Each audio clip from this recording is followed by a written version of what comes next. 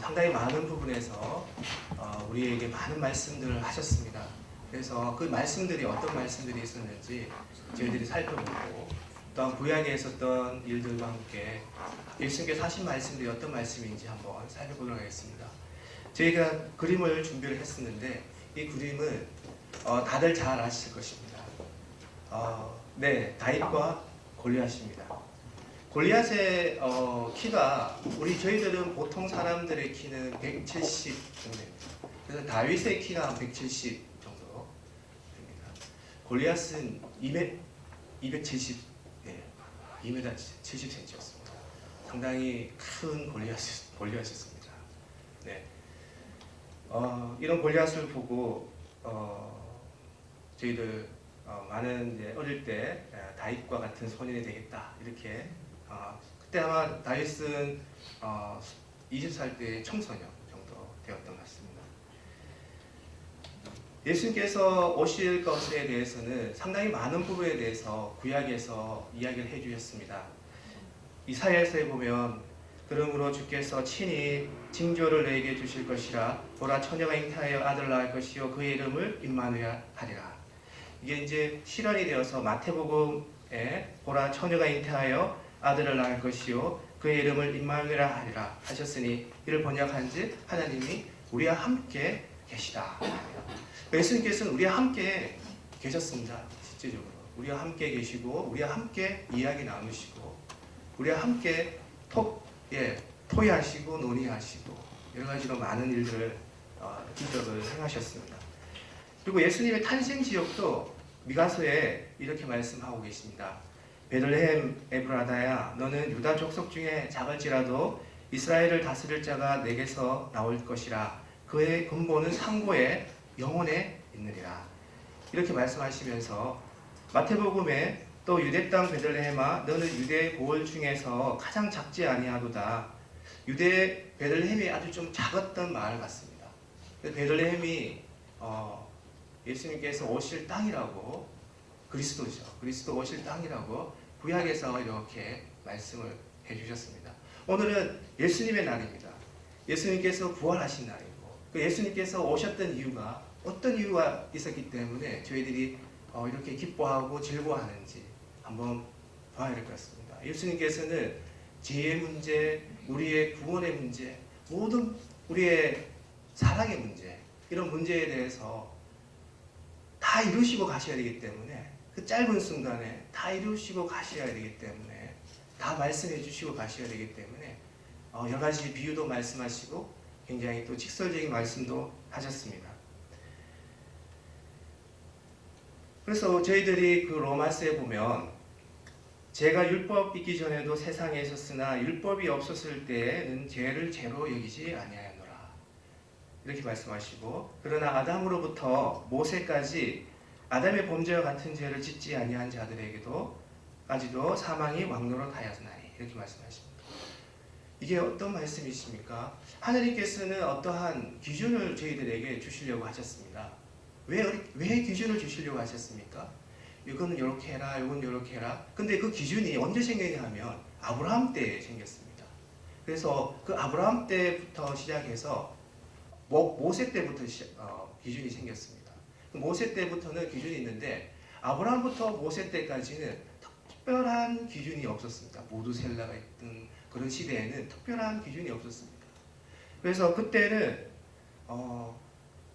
기준을 사람들이 가지고 있어야 내가 이런 기준을 좀 가지고서 하나님께 이렇게 찾아가고 싶다 이런 생각도 하고 있고, 근데 그 기준이 없는 사람들은 이것은 이 기준도 아닌데 이거 내가 선한 양심에서 이제 있지만 기준이 없으니까 양심에 따라 살 수도 있지만 이게 다른 사람들은 특별히 이렇게 살고 있는데 나도 다른 사람과 같이 살아도 되지 않을까 이렇게 해서 조금 기준이 없는 그런 삶을 살았던 것 같습니다. 그래서 기준이라는 것은 이렇게 우리가 따라야 할 것 이런 것들이었고요. 그 율법 이제는 이제 구약 시대의 율법. 그래서 모세 시대에 십계명이라는 율법, 이런 율법이 생겨났습니다. 예수님께서 오시는 것은 이러한 것들에 대해서, 기준에 대해서 어떻게 우리가 따라가야 될지, 그 기준에 대해서 2000년 동안 어떤 생각을 가지고 계셨는지 이런 것들에 대해서 예수님께서 완성을 하시려고 그렇게 오셨던 것 같습니다. 레위기에 보면 나는 여호와 너희의 하나님이라 내가 거룩하니 너희의 몸을 구별하여 거룩하게 하고 이렇게 말씀하십니다. 하나님께서 거룩하시니 우리도 거룩하여 하라 이렇게 말씀하는 거 있습니다. 그래서 우리 기준을 주신 이유가 이 기준을 따르면 거룩해진다고 그렇게 말씀하고 계시는 것입니다. 그런데 이 기준이 이제 어떻게 바뀌고 있냐면 갈라디아서에 보면 내가 너희에게서 다만 이것을 알려 하노니 너희가 성령을 받은 것이 율법의 행위로냐 혹은 듣고 믿음으로냐. 사도 바울에서 이런 기준에 대해서 구약에서 이렇게 지키고 하던 이 기준을 이제는 믿음으로 이렇게 다시 바꾸고 있는 것을 볼 수 있습니다. 그래서 갈라디아서에 보면 또 하나님 앞에서 아무도 율법으로 말미암아 의롭게 되지 못할 것이 분명하니 이는 의인은 믿음으로 살리라 하였습니다. 이렇게 말씀하십니다. 그래서 믿음으로 살리라 이렇게 우리가 산다는 것은 어제도 살았고요, 오늘도 살고 내일도 살 것인데 이 의인과 악인이 있는데 이 의인은 어떻게 살고 있냐면 어제도 예수님께서 나를 위해서 돌아가신 것을 믿고 그렇게 살고요. 오늘도 그 믿음 안에서 예수님께서 나의 구세주라는 것을 믿고 살고 또 내일도 또 계속 이렇게 내가 믿음 안에서 살아가겠다는 그런 모습으로 이게 바뀌었습니다. 그래서 어떤 기준이 옛날에는 율법을 지키는 그런 기준에서 이제는 믿음을 가지고 있느냐 그런 것에 대해서 예수님께서 사도 바울께서 이렇게 얘기하고 계시는 것입니다. 그래서 이제 사도 바울께서 이렇게 말을 하고 계십니다. 로마서 8장에 그러므로 이제 그리스도 예수 안에 있는 자에게는 결코 정죄함이 없나니. 그래서 우리가 죄의 문제에 대해서 이렇게 어떤 생각을 가지고 있냐면 저희들이 어떤 기준이 있었고 그 기준에서 하나님의 기준에 우리 따라갈 수 없었고 그 따라갈 수 없는 원죄도 가지고 있었고 우리 스스로 죄를 사할 수가 없습니다. 예. 그래서 우리 스스로 죄를 사할 수 없는데 그 죄 사함에 대한 문제 그런 문제에 대해서 예수님께서 이야기를 하고 계신 것 같습니다. 그래서 예수 그리스도 안에 있는 자에게는 결코 정죄함이 없다 이렇게 말씀합니다. 죄가 없다는 것입니다. 그래서 이게 어떤 말씀이십니까? 이걸 한번 우리가 봐야 되겠습니다. 예수 그리스도 안에 있는 자에게는 결코 정죄함이 없다.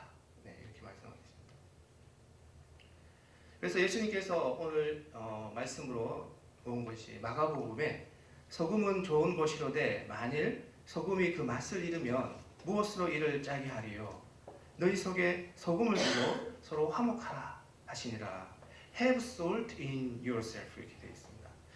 그래서 소금이라는 것은 아주 좋은 것인데 그 소금을 우리 안에 가져라 이렇게 말씀하시면서 그와 연관되는 말씀이 마태복음에 심령이 가난한 자에게는 복이 있다 이렇게 말씀하시고요. 그 다음에 애통하는 자는 복이 있다고 저렇게 말씀하시고요. 온유한 자는 복이 있다 이렇게 또 말씀하십니다. 그러니까 이렇게 우리가 옛날에 8개의 복이라는 것을 이야기하고 있었는데 이렇게 우리가 소금을 가지고 있어야 된다 이렇게 말씀하고 계시는데 이 소금이라는 것이 이 8개의 소금을 우리가 내 마음속에 가지고 있어야 된다 이렇게 예수님께서 말씀하시고 계십니다. 그럼 예수님의 말씀은 이런 말씀이십니다.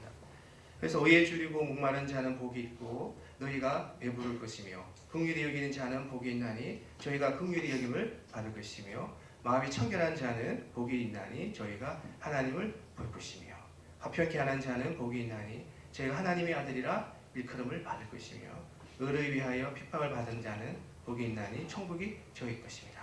이렇게 말씀하고 있습니다. 그래서 이러한 의인 그래서 예수님께서 그 당시에는 구약의 계명, 구약의 말씀, 율법 마지막 단계에 오셨기 때문에 그 당시는 율법의 시대였습니다. 그 율법의 시대를 믿음의 시대로 바꾸기 위해서 예수님께서는 이렇게 소금이라는 단어를 이용하셔서 우리가 8개의 소금을 가지고 있어야 된다. 그렇게 해야 우리가 의인이 된다. 이렇게 말씀하십니다. 근데 그 예를 우리가 다윗과 골리앗의 예로서 한번 보려고 하고 있습니다. 그래서 사무엘상에 보면 블레셋 사람들이 지응해서 싸움을 도는 자가 왔는데 그 이름은 골리앗이요. 가드 사람이라 그의 키는 6규빗 1뼘. 이 규빗이라는 게 손끝에서 여기 발꿈치까지인데요. 45cm. 어른들은 45cm인데 6규빗. 270cm 정도 되는 다윗의 키가 골리앗의 키가 그렇게 되었습니다. 그래서 골리앗이 어떻게 했냐면 그 블레셋 사람이 또 가로되 내가 오늘날 이스라엘 군대를 모욕하였으니 하나님의 사랑을 보내어 나로 더불어 싸우게 하라 한지라. I defy the rank of Israel.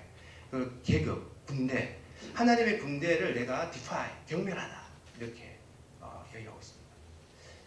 하나님의 나라, 하나님의 군대를 경멸하는 골리앗입니다. 근데 그때 사무엘상에 보면 사울과 온 이스라엘이 블레셋 사람의 이 말을 듣고 놀라 크게 두려워하니라 이렇게 말씀합니다. 그래서 이렇게 한번 나와봐라. 내하고 맞싸울 사람이 있느냐? 그렇게 골리앗이 이야기했는데 사울과 그의 이스라엘 장수들이 굉장히 크게 두려워하는 모습을 볼 수가 있습니다. 그때 이제 다윗은 어떤 모습을 가지고 있었는지 한번 보겠습니다. 다윗은 사울에게로 이렇게 왕래하며 베들레헴에서 그 아비의 양을 칠 때 블레셋 사람이 40일을 조속으로 나와서 몸을 나타내. 이게 이제 다윗은 그 형들에게 이게 심부름하는 그런 도시락을 갖다 주고 이렇게 하는 그런 심부름하고 있었는데 블레셋 장수가 골리앗 장수가 한 40일 정도를 계속 나와서 하나님 나라에 대해서 경멸하는 모습을 보았던 것입니다. 다윗은 계속 보았던 것입니다. 그래서 다윗은 목동이었지 않습니까? 어릴 때 목동이었고 굉장히 험난한 굉장히 험난한 어린 시절을 보냈고 그 과정에서 하나님과 함께했던 그런 시간들을 가장 많이 겪었던 그런 다윗이었는데 이 다윗이 곁에 서 있는 사람들에게 말하여 이르되 이 블레셋 사람을 죽여 이스라엘의 치욕을 제거하는 사람에게는 어떠한 대우를 하겠느냐? 이 할례 받지 않는 블레셋 사람이 누구이기에 살아계시는 하나님의 군대를 모욕하겠느냐? 그래서 다윗은 이렇게 하나님의 나라가 왜곡될 때 이렇게 하나님의 나라가 왜곡될 때 가만히 있지 않았습니다. 옆에 있는 사람에게 왜 이렇게 되는지 혹시 이런 불명예를 제거할 수 있는 방법이 있는지 이렇게 이야기했습니다. 그때 장형 엘리압이 다윗의 사람들에게 하는 말을 들은지라 이게 들은 거예요. 큰형이 한 40살 정도 된 큰형이 어린 다윗이 잘못하면 큰일 나겠으니까 들었어요. 그가 다윗에게 노를 바라며 가로되 내가 어찌하여 이리로 내려왔느냐? 들에 있는 몇 양을 내게 맡겼느냐? 나는 내 교만과 내 마음의 완악함을 아노니 내가 전쟁을 구경하러 왔도다. 좀 이렇게 꾸짖는 형태로 다윗에게 잘못하면 다윗이 큰 잠깐 죽을 수도 있으니까 집으로 보내도록 이렇게 꾸짖었습니다. 다윗에게는 하나님의 나라가 왜곡되는 그러한 것을 이렇게 느꼈는데 그래서 이거를 어떻게 해야 될까 이런 고민을 하고 있었는데 옆에 있는 형들이나 사울 왕은 이렇게 다윗의 마음을 몰라주고 이렇게 집에 가라 이런 형태로 이야기했습니다. 사울 왕도 이렇게 얘기했습니다. 다윗에게 이르되 내가 가서 저 블레셋 사람과 싸우기에 능치 못하니 너는 소년이요 그는 어려서부터 용사입니다. 이게 대결 자체가 안 된다는 것이었습니다. 근데 다윗이 이렇게 말하고 있습니다. 다윗이 사울에게 고하되 주의 종이 아비의 양을 지킬 때에 사자나 곰이 와서 양떼에서 새끼를 움키면 내가 따라가서 그것을 치고 그 입에서 새끼를 건져내었고 이게 다윗은 어릴 때 목동이었습니다.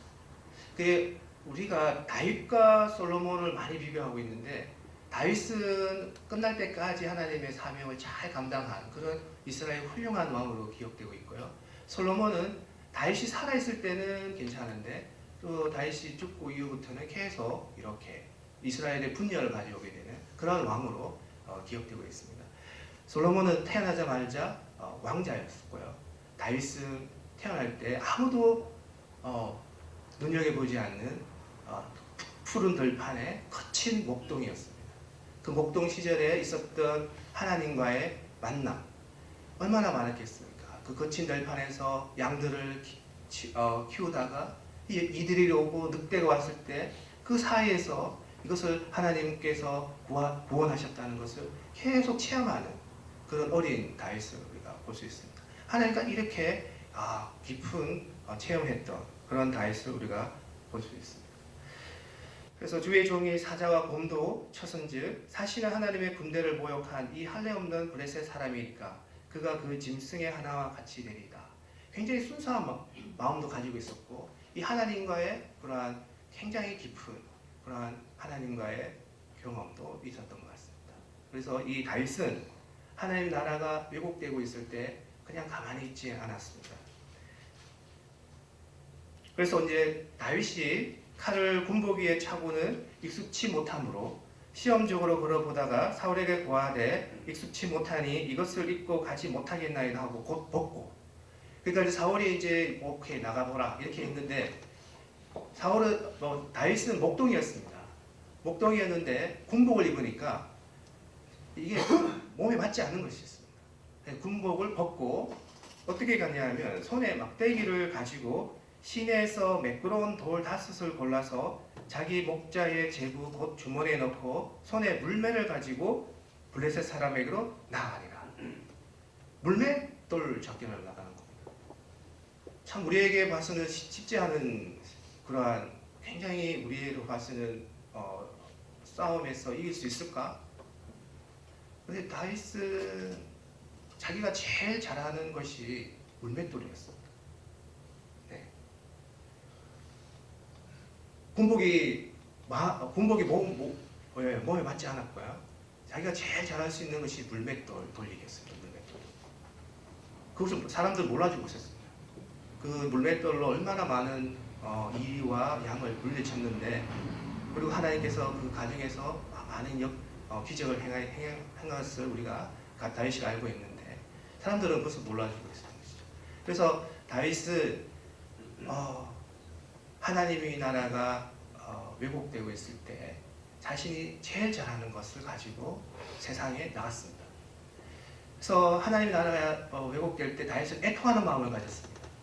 우리가 8개의 소금을 가지고 있는 중에 애통하는 자는 복이 있다고 이렇게 말했는데, 그 8개의 복 중에서 애통하고 그 다음에 이 다윗은 그 하나님의 나라가 왜곡당할 때 의분을 내었습니다.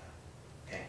그래서 이 8개의 복을 가지고 있는 사람들은, 8개의 소금을 가지고 있는 사람들은 자기 안에 이렇게 그 8개의 소금들이 상황에 따라서 이렇게 다양하게 나타날 수가 있습니다. 어떤 사람들은 애통하면서 어떻게 화평케 하는 사람도 있을 거고요.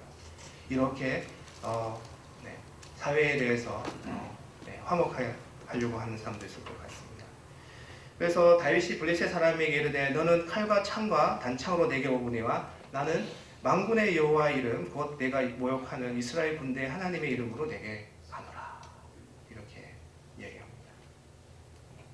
그래서 손을 주머니에 넣고 돌을 취하며 물매를 던져 블레셋 사람이 이마를 치매 돌이 그 이마에 박히니 땅에 엎드러지니라. 누가 이것을 예상했겠습니까? 네, 우리가 어릴 때 그림으로 보고 많은 것으로 이렇게 보았지 않습니까?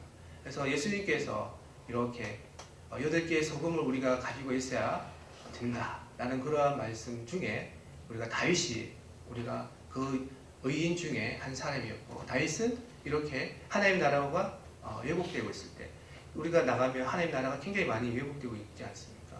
그런 왜곡되고 있을 때 우리는 어떻게 해야 될지를 다윗의 보기로 이렇게 한번 우리가 볼 수 있겠습니다. 그래서 사도행전에 이렇게 말씀하고 계십니다. 누가 제자가 패하시고 다윗을 왕으로 세우시고 증거하여 가라사대 내가 이새의 아들 다윗을 만나니 내 마음에 합한 사람이라. 내 마음에 합한 사람 이렇게 이 영어로 보면 after my own heart, 내 마음을 따르는, 하나님의 마음을 따르는. 그래서 애통하고 그 애통한 마음이 하나님의 나라가 왜곡되고 있을 때 애통하는 마음이 의부로 나타나는 그런 것이 하나님의 마음이었다는 것입니다. 이런 것들을 우리가 여기서 볼 수 있는 것입니다. 마태복음에 너희는 세상의 소금이니 소금이 만일 그 맛을 잃으며 무엇으로 짜게 하리요? 후에는 아무 쓸데없어 다만 밖에 버려져 사람의 밝힐 뿐이라. 우리가 영적 소금의 역할, 이런 역할에 대해서 예수님께서 계속 말씀하고 있습니다. 그래서 우리는 나가면 기독교인이라는 걸 알고 있습니다. 그래서 기독교인에게는 기독교인에 맞는 그런 우리가 믿음에서의 맛, 우리 일반 사람들과 좀 다른 그런 맛이 있어야 될 것 같습니다. 그래서 세상 사람과 다른 그런 맛을 가지고 있어야 되지 않냐고 이렇게 말씀하고 있습니다. 그래서 5장 14절에 너희는 세상의 빛이라 산 위에 있는 동네가 숨기지 못할 것이요. 그래서 빛과 소금의 역할을 예수님께서 굉장히 강조하고 있습니다. 이같이 너희 빛이 사람 앞에 비치게 하여 그들로 너희 착한 행실을 보고 하늘에 계신 너희 아버지께 영광을 돌리게 하라. 예수님의 말씀이십니다. 그래서 우리가 빛을 발하는 것은 이렇게 8개의 소금을 우리 안에 가지고 있을 때 세상 사람들 앞에 갔을 때 빛이 나타나게 되고 그 빛을 사람들에게 비치게 되고 사람들이 그런 우리의 착한 행실을 보고 믿지 않는 사람들이 우리의 행실을 보고 하나님께 영광을 돌리는 그러한 것을 우리가 예수님께서 부탁을 하신 겁니다. 명령을 하신 것입니다. 그래서 너희는 말씀을 전파하고 때를 어떤지 못든지 항상 힘쓰라. 그래서 우리는 때를 어떤지 없든지 항상 우리는 나가서 빛을 발해야 하겠습니다. 그 빛은 이렇게 말씀하고 있습니다. 내가 율법이나 선지자를 폐하러 온 줄로 생각하지 말라. 폐하러 온 것이 아니요 완전하게 하려 함이라. 이렇게 말씀합니다. 그래서 이 구약의 마지막에 오신 율법의 마지막 단계에 오신 예수님께서 이 율법에 대해서 정리를 해주셨습니다. 네. 율법을 완성하셨습니다. 완성. 네. 계명을 완성을 하셨습니다. 네. 어떻게 완성하셨느냐? 진실로 너에게 이르니 천지가 없어지기 전에는 율법의 1.1획도 결코 없어지지 아니하고 다 이루리라. 이렇게 말씀하고 계십니다. 네. 내가 너에게 이르니 너희 의가 서기관과 바리새인보다 더 낫지 못하면 결코 천국에 들어가지 못하리라. 이렇게 또 말씀하죠. 여기에 보면 서기관과 바리새인은 그 당시에 굉장히 성경으로 연구하는 성경학자들이었습니다. 네. 그 성경학자에서 나오는 그런 성경의 해석, 믿음 이런 것보다 더 낫지 않으면 천국에 들어가지 못하리라. 이렇게 굉장히 적극적으로 이렇게 말씀하셨습니다. 그 말씀의 의미를 우리가 다시 한번 보여드리겠습니다. 옛사람에게 말한 바 살인하지 말라. 누구든지 살인하면 심판을 받게 되리라 하였던 것을 너희가 들었으나 나는 너희에게 이르노니 형제에게 노하는 자마다 심판을 받게 되고 이렇게 되었습니다. 그 구약에서의 계명에서는 10계명에서 살인하지 말라 이런 것만 지키면 되었습니다. 그러니까 마음속에는 저 사람을 미워하는 마음을 가지고 있어도 구약에서는 소극적인 계명의 실천도 허용이 되었다는 것이었습니다. 근데 예수님께서 그 계명을 완성을 시키셨는데 어떻게 완성을 시키셨냐면 이제는 미워하는 것도 되지 않는다. 네, 이렇게 얘기를 하고 계신 것입니다. 완성을 하셨습니다. 네, 이것을 우리가 보면서 또 하나의 말씀을 또 보면 또 내 이웃을 사랑하고 내 원수를 미워하라 하였다는 것을 너희가 들었으나 원수를 미워하라. 옛날 구약 계명에서는 눈에는 눈, 이에는 이 해서 원수를 미워하라 이렇게 되었지만 예수님께서는 나는 너희에게 이르노니 너희 원수를 사랑하라. 우리 잘 알고 있지 않습니까? 네. 네, 사랑하라 이렇게 나왔습니다. 이것이 계명의 완성이었습니다. 그래서 옛날에 구약의 계명에서는 살인하지 말라. 그 살인하지 말라는 것은 지키만 하게 되었습니다. 그런데 다른 사람들의 마음속에 미워하는 마음이라든지 이런 것들은 어떻게 하게 되냐? 예수님께서 하나님께서 보시고 이 미워하는 마음도 이 사람들이 계속 이렇게 미워하는 마음, 또한 또 나의 가족에 대해서 이렇게 해코지했던 그런 사람들에 대해서 살인은 하진 않으면 되는데 살인만 하지 않는 그래서 그렇지만 그 미워하는 마음을 어떻게 해결해야 될 것이냐, 그런 것에 대해서 우리가 예수님께서 이렇게 해결을 반성을 하러 오셨다는 것을 볼 수 있습니다.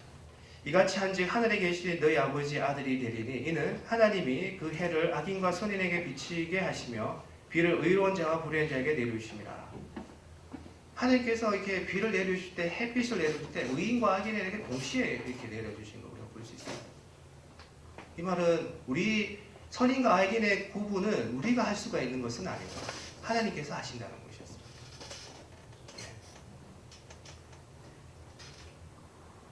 그래서 그러므로 하늘에 계신 너희 아버지의 온전함과 같이 너희로 온전하라. 영어로 보면 perfect, therefore as your heavenly Father is perfect. perfect입니다. perfect. 그래서 우리가 의인이 있으면 의인이 있는데 이 의인 중에 조금 더 예수님께서는 퍼펙트, 우리는 온전한 의인은 될 수는 없습니다. 오직 온전한 의인은 하나님 예수님 분인데 온전한 의인이 되라고 예수님께서 이렇게 말씀하고 계십니다. 그래서 이 온전한 의인이 되라고 굉장히 강력하게 이렇게 우리에게 말씀하셨습니다. 온전한 의인은 어떻게 될 것이냐? 요한일서에 보면 사랑 안에 두려움이 없고 온전한 사랑이 두려움을 내어 쫓나니 두려움에는 형벌이 있음이라. 두려워하는 자는 사랑 안에서 온전히 이루지 못하였느니라. 그래서 마음속에 두려워하게 되면 온전히 이룰 수가 없다는 것이었고요. 온전한 자는 사랑을 가지고 있는 자, 이렇게 얘기를 하고 있습니다. 우리가 사랑함은 그가 먼저 우리를 사랑하였습니다. 이렇게 말씀하고 계십니다. 내가 다른 사람을 사랑할 수 있던 것은 하나님께서 먼저 우리를 사랑해 주셨기 때문에 내가 사랑할 수 있었던 것입니다. 그래서 온전한 의인이 되기 위해서는 우리가 하나님의 사랑 안에 거해야 된다는 그런 말씀을 해주시겠습니다. 그래서 이 온전한 의인 중에 의인이 있었고 그 의인 밑에가 보면 부끄러운 의인도 있습니다. 부끄러운 의인은 이렇게 이야기해 주십니다. 그러니까 예수님께서 계명을 이야기해 주시고 이제 율법에서 기준이 믿음으로 바뀌고 있는데 믿음으로써 의인이 되는데 이 믿음에서 의인이 되고 난 후에 예수님께서는 좀 더 온전한 의인이 되라고 말씀을 하고 계십니다. 근데 부끄러운 의인도 있습니다. 부끄러운 의인 중에 한 예가 예수님께서 돌아가실 때 오른편 강로는 낙원에 있었지 않습니까? 마지막에 예수님을 만나고 낙원에 가게 되는 그런 모습. 그게 이제 의인이지만 부끄러운 의인도 있다는 것입니다. 그래서 사람에게 보이려고 그들 앞에서 너희 의를 행치 않도록 주의하라. 의를 행하는데 사람들 앞에 보이려고 before men. 그러므로 구제할 때에 외식하는 자가 사람에게 영광을 얻으려고. 이제 막 내가 의인이 되었고 이제 의인이 되려고 되었는데 이제 하나님 말씀을 제가 이제 다 알고 있었는데 이제 의의를 좀 나타내고 싶은데 조금 이제 잘 몰라서 이렇게 하는 것에 대해서 예수님께서 직접 이렇게 이야기해 주고 계십니다. 그래서 with trumpet to be honored by men. 트럼펫을 분다는 거죠. 예. 잘 모르고 그렇게 할 수도 있다는 것이었습니다. 그래서 이 부끄러운 의인도 우리가 좀 생각해 봐야겠다. 그래서 너는 구제할 때 오른손이 하는 것을 왼손이 모르게 하여 내 구제함이 은밀하게 하라. 은밀한 중에 보시는 너희 아버지가 갚으시리라. 이렇게 얘기하고 있습니다. 자, 그래서 이제 온전한 의인이 되어야 되는데 예수님께서 이렇게 온전한 의인이 되라고 말씀하시기 위해서 이 땅에 오셨습니다. 그래서 온전한 의인이 되기 위해서 우리가 의인은 믿음으로써 되는데 이 의인이 온전한 의인이 되기 위해서 부끄러운 의로 가지 말고 또한 위선자도 되지 말고 이렇게 이야기했습니다. 마태복음에 거룩한 것을 개에게 주지 말며 너희 진주를 돼지 앞에 던지지 말라. 그들이 그것을 발로 밟고 돌이켜 너희를 찢어 상하게 할까 염려하라. 이게 무슨 말씀이십니까? 거룩한 것이 나왔고요. 이것을 우리가 개에게 주지 마라 이렇게 나오는데 이 열왕기 상에 보면 히스기야 왕이라고 있습니다. 유대의 바빌론 포로 시대에 유대의 왕이 있었는데 그때 히스기야가 사자들의 말을 듣고 자기 보물고의 금은과 향품과 보배로운 기름과 그의 군기교와 창고의 모든 것을 다 사자들에게 보였는데 왕궁과 그의 나라 안에 있는 모든 것 중에서 히스기야가 그에게 보이지 아니한 것이 없더라. 이렇게 되어 있습니다. 그래서 이 보면 영어로 treasure, 보물이고요. There is nothing in his palace. 그러니까 사신이 왔는데 그 사신에게 왕궁에 있는 모든 것을 보여줬다는 것입니다.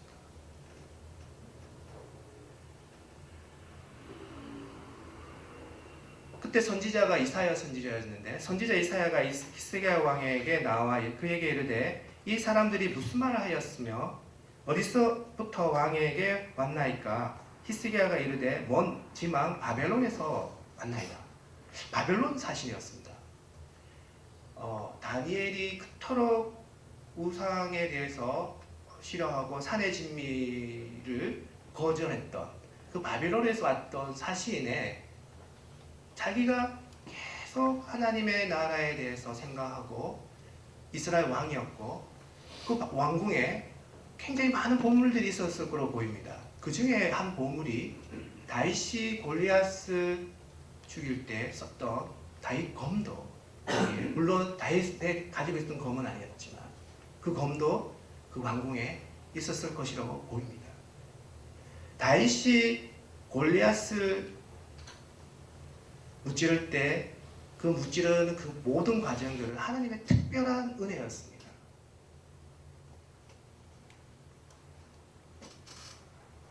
이스라엘의 거룩하고 소중한 역사, 하나님의 이스라엘에 대한 사랑, 이런 것들에 대해서 히스기야 왕은 그에 대한 아주 내면적인 그런 성찰, 그런 것들이 없었던 것으로 보입니다. 지도자로서.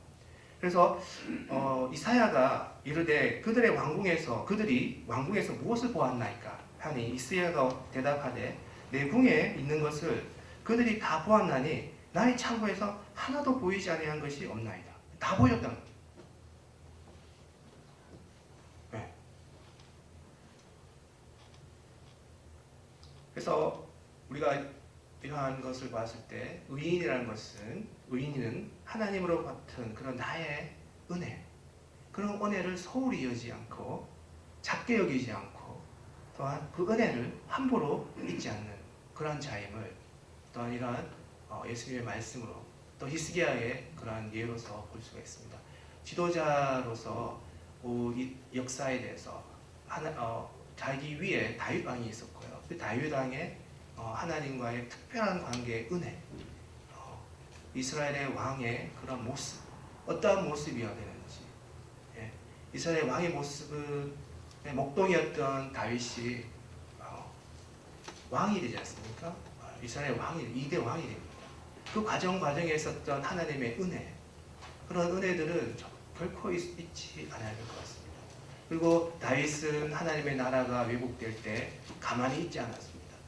이 세상에서 하나님의 나라가 왜곡되고 하나님의 나라가 진실이 왜곡되고 있을 때 다윗은 가만히 있지 않았습니다. 그런 굉장히 깊은 그런 성찰을 가지고 있는 자만이 의인으로서 온전한 의인으로서 그런 모습으로 된다는 것을 또한 이런 모습을 볼 수 있습니다. 이사야가 히스기야에게 이르되 여호와의 말씀을 들으소서. 여호와의 말씀이 날이 이르르니 왕궁의 모든 것과 왕의 조상들이 오늘까지 쌓아두었던 것이 바벨론으로 옮긴 바 되고 하나도 남지 않게 할 것이요. 이렇게 되고요. 왕의 몸에서 날 아들 중에서 사로잡혀 바벨론 왕궁의 환관이 되리라 하셨나이다.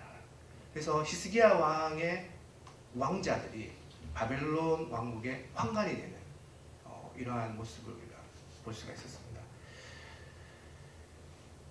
그래서 이러한 온전한 의인, 우리가 의인이라는 것은 믿음으로써 의인이 될 수 있고 righteous, 예수님을 믿음으로써 이렇게 의인이 될 수 있는데 예수님께서는 이렇게 한번 오셔가지고 완성을 시키셔야 되기 때문에 온전한 의인으로서 조금 더 업그레이드 되기를 예수님께서는 원하셨고 이러한 말씀들을 계속 저희들에게 보여주셨습니다. 그리고 예수님께서 또 말씀을 하나 해주셨습니다. 마태복음에 구하라 그리하면 너희에게 주실 것이요 찾으라 그리하면 찾아낼 것이요 문을 두드리라 그리하면 너희에게 열릴 것이니. 온전한 의인에게는 이렇게 구하면 주시는 것이 되고요, 찾으면 찾아낼 것이고 두드리면 열릴 것인 그런 특권을 주셨습니다. 이 특권이 어디에서 또한 우리가 구약의 어느 부분에 이렇게 연결되어 있는 것을 우리가 볼 수가 있습니다. 이 야곱에 의해서 오늘은 이렇게 다윗에 의해, 그 다음에 히스기야 왕에 의해, 그 다음에 야곱에 의해서 통해서 의인이라는 예를 어떻게 하면 의인이 될 수 있는지 그런 구체적인 예를 우리가 샘플로 볼 수 있고요. 예수님께서 이러한 의인이 되기 위해서는 어떻게 해야 된다는 굉장히 간단하게 간단 명료하게 우리가 말씀으로서 보여줬습니다. 여기 보면 야곱은 창세기에 보면 아버지께서 나를 만지실진대 내가 아버지의 눈에 속이는 자로 보일지라도 복은 고사하고 저주를 받을까 하나이다. 이렇게 됐고요. 야곱이 그 아버지 이삭에 가까이 가니 이삭이 만지며 이르되 음성은 야곱의 음성이나 손은 에서의 손이로다. 그 아버지 이삭의 하나님의 복을 받기 위해서 야곱은 어떤 것을 썼습니까? 네, 여기 보면 속임수를 썼습니다. 이게 어떻게 말이 될 수 있습니까? 네. 그래서 야곱 자체도 이렇게 얘기합니다. 내가 이 속임수를 써서 복은 고사하고 저주를 받을까 하나이다. 그렇게 얘기하고 있습니다. 그래서 이제 창세기에 보면 야곱이 라헬을 위하여 7년 동안 라반을 섬겼으나 그를 사랑하는 까닭에 7년을 며칠같이 여겼더라. 그래서 삼촌 라반의 집에서 7년을 섬겼고요. 라헬을 사랑해서 이렇게 7년 동안 섬겼는데 야곱이 아침에 보니 레아라. 네, 레아였습니다. 그래서 이제 외삼촌 나를 속이심은 어찌심이까? 이렇게 얘기하고 있습니다. 그래서 야곱은 형을 속였고요. 그 형을 속였는데 외삼촌 라반에로부터 또 속임을 받고 있습니다. 이게 어떠한 것인지 우리가 살펴보겠습니다. 야곱은 또 하나님의 구속 사역, 구속 예정에 또한 속한 자였습니다. 그래서 라반이 이렇게 합니다. 라반이 이르되 언니보다 아우를 먼저 주는 것은 우리 집안에서 하지 아니하는 바이라. 이를 위하여 7일을 채우라. 우리가 그도 내게 주리니 내가 또 나를 7년 동안 섬길지리라. 그 또한 14년을 외삼촌 라반의 집에서 섬기고 있습니다. 네. 그래서 여기 보면 그들의 아버지가 나를 속여 품삯을 10번이나 변경하였느니라. 또 이렇게 또 계속 속임을 받고 있습니다. 인성도 안 되고 외삼촌으로부터 속임도 받는 이 야곱이 하나님께 복을 구합니다. 네. 그래서 밤에 일어나 두 야곱과 두 여종과 11 아들을 인도하여 약복 나루에 건널세 야곱은 홀로 남았더니 어느 사람이 날이 새도록 야곱과 씨름하다가 자기가 야곱을 이기지 못함을 보고 그가 야곱의 허벅지 관절을 치매 야곱의 허벅지 관절이 그 사람과 씨름할 때 어긋났더라. 그가 이르니 날이 새려하니 나로 가게 하라. 야곱이 이르되 당신이 내게 축복하지 아니하면 가게 하지 아니하겠나이다. 그래서 이제 야곱은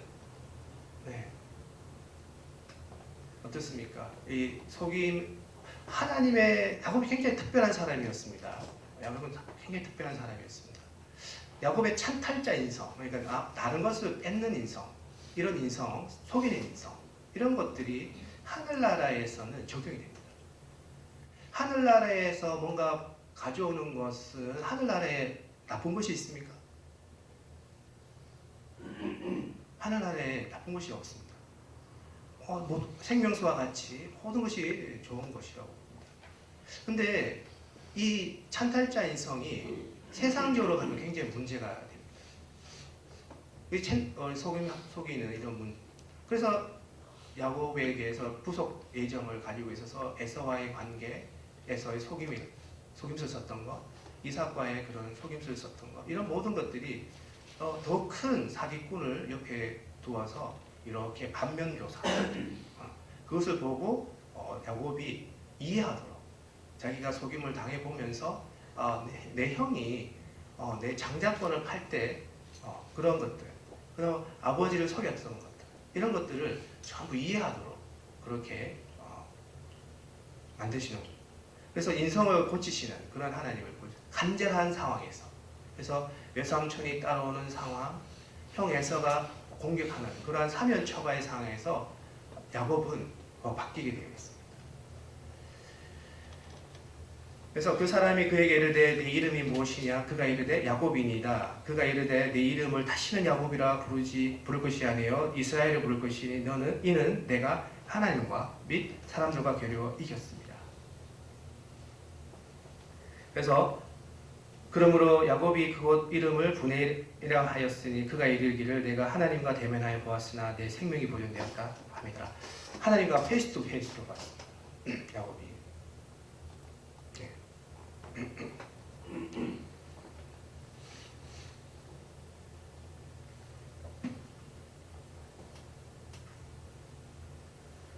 그래서 야곱은 이렇게 7장에 보면 구하는 이마다 받을 것이요 찾는 이는 찾아낼 것이요 두드리는 이에게는 열릴 것이다.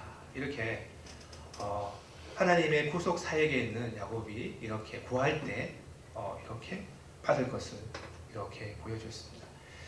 그래서 우리가 이렇게 예수님께서 하셨던 말씀들이 굉장히 중요한 말씀들이었습니다.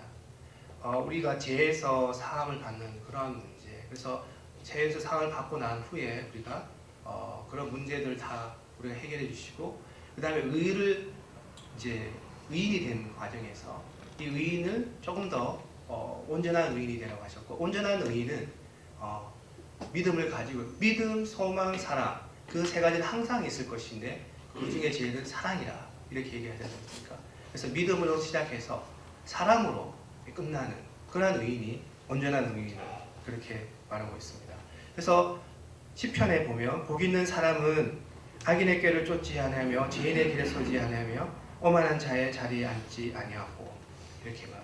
그래서 8개의 소금을 가지고 있는 자는 복 있는 자인데 이 복 있는 자는 악인의 꾀를 쫓지 아니하고 죄인의 길에 서지 아니하며 오만한 자리에 서지 않는 오직 여호와의 물법을 즐거워하여 그 율법을 죄하로 묵상하는 자로다 이렇게 얘기하고 있습니다. 그래서 하나님의 율법을 계속 죄하로 묵상하는 자 이런 자입니다. 저는 시냇가에 심은 나무가 씨를 쫓아 과실을 맺으며 그 잎사귀가 마르지 아니한 같이 그 행사가 다 형통하리로다 이렇게 말씀하십니다. 그래서 시즌마다 프루트가 열매를 맺는 그런 사람, 복 있는 사람입니다.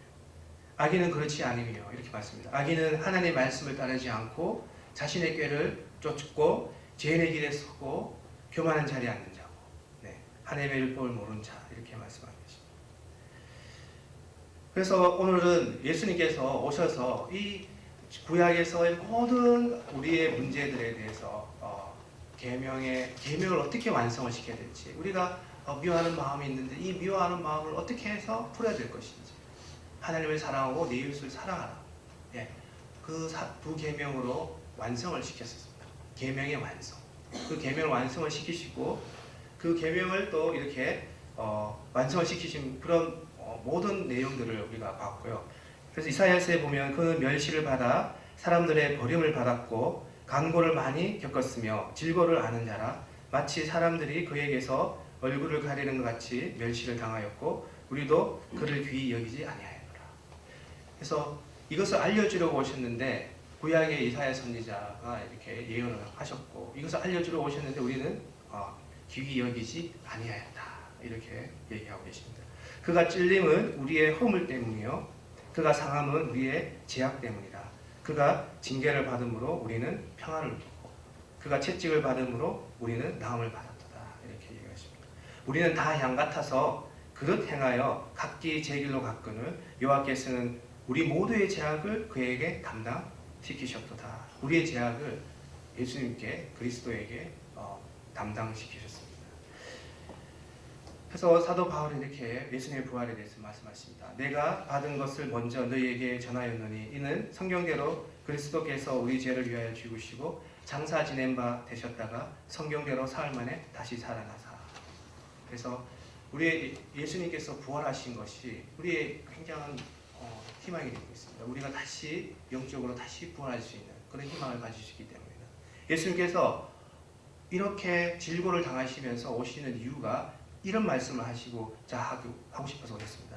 애통하는 자는 복이 있나니 저희가 위로를 받을 것이며 너희는 세상의 소금이니 소금이 만일 그 맛을 잃으면 무엇으로 짜게 하리요. 이같이 너희 빛이 사람 앞에 비치게 하여 그들로 너희 착한 행실을 보고 하늘에 계신 너희 아버지께 영광을 돌리게 하라. 그러므로 하늘에 계신 너희 아버지 온전하신 것 같이 너희도 온전하라. 구하라 그리하면 너희에게 주실 것이요 찾으라 그리하면 찾아낼 것이요 문을 두드리라 그리하면 너희에게 열릴 것이라. 이 말씀을 하기 위해서 우리에게 오셨습니다. 그리고 부활하셨습니다. 이런 부활을 하신 예수님을 찬양합니다. 기도드리겠습니다. 하나님 아버지 감사합니다. 저희들을 사랑하여 주셔서 저희 죄를 사하여 주시고 계명을 완성하여 주시고 또한 사랑으로 완성하여 주셔서 감사합니다. 저희를 구원의 길로 또한 열어주셔서 또한 감사합니다. 하나님께서 예수님의 부활을 통해서 이 말씀을 통해서 계명을 완성시키시고 이 계명의 완성을 통해 저희들이 사랑을 완성할 수 있는 온전한 의인이 되도록 하여 주시옵소서.